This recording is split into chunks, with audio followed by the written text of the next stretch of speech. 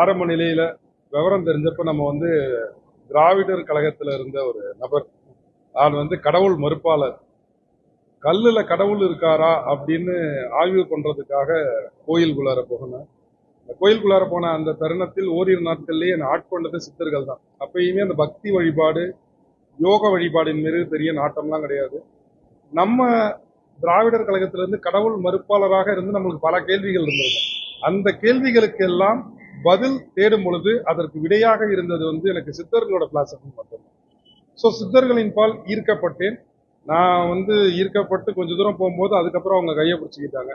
கடைசியா தெரியும் நம்ம போகரோட வம்சாவளியில தான் இதுல வந்திருக்கோம் அப்படிங்கிறத பல குருமகான்கள் எனக்கு கிட்டத்தட்ட சூஃபிசத்துல, இஸ்லாமியத்துல சூஃபிசத்துலயும் சரி, சித்தர்கள் மார்க்கத்துல ஒரு 10-11 குருமகான்கள்ட்ட உபதேசம் வந்தது. ஸோ எல்லா குருமகான்களும் சொன்னது நீ போகரோட வம்சாவளி என்கின்ற ஒரு விஷயத்த சொன்னாங்க.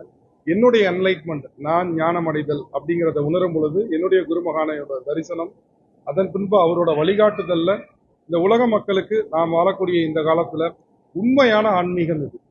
இந்த மக்களை வந்து ஏமாறக்கூடாது யாரும். பரிகாரம்ங்கிற பேர்ல காசு வாங்குறாங்க, தீட்சைங்கிற பேர்ல காசு வாங்குறாங்க. இப்படி சித்தர்கள் எதையுமே சொல்லல.